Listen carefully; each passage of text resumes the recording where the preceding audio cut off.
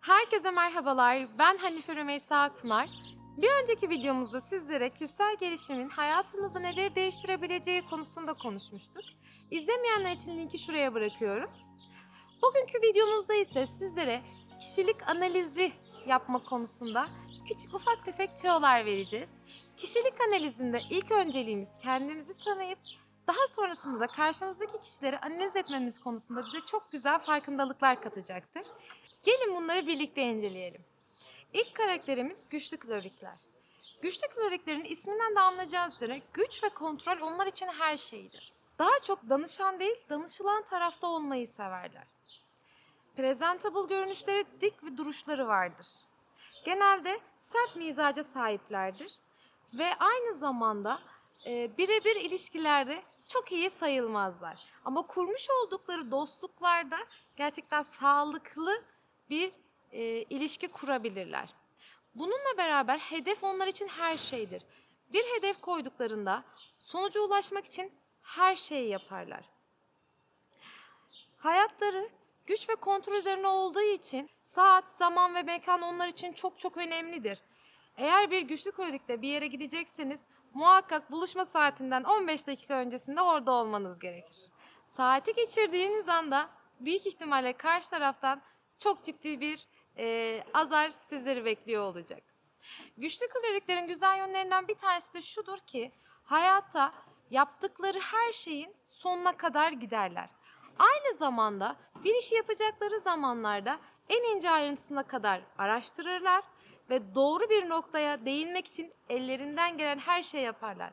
İkinci karakterimiz ise mükemmelliyetçi melankolikler. Mükemmelliyetçi melankolikler isminden de anlayacağınız üzere her şeyi en güzel şekilde yapmaya çalışırlar. Tam bir görev adamıdır. Tabiri caizse işi verin ve arkası dönün, gidin. Eğer bir mükemmelliyetçi melankolik arkadaşınızla bir iş yapacaksanız aman dikkat edin. En ince ayrıntısına kadar önüne dökmeniz gerekir.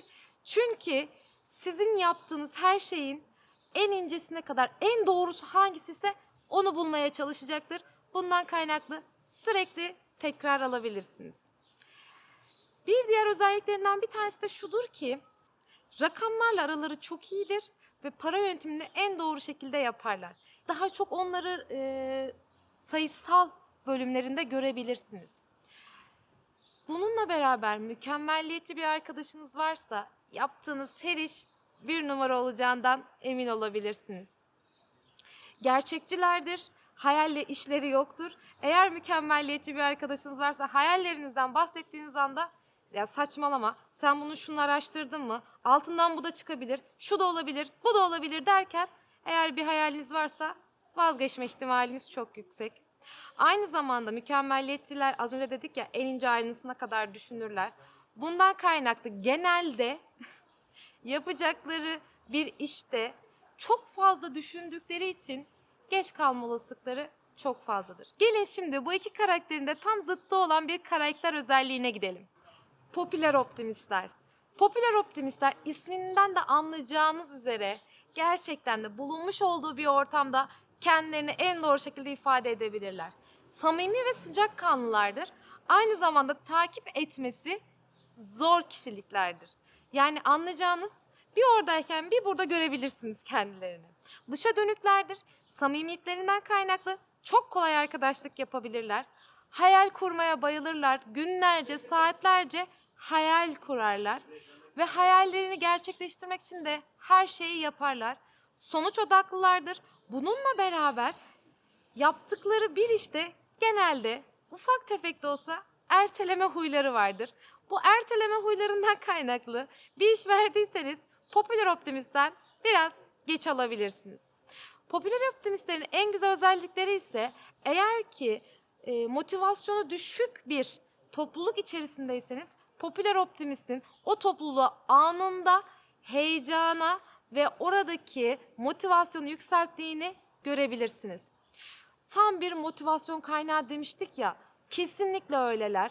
Eğer ki bir arkadaşı iş yerindeyken motivasyon düşük bir şekilde gördülerse hadi yapalım, hadi başlayalım, daha neyi bekliyoruz derken oradaki havayı bir anda değiştirebilirler.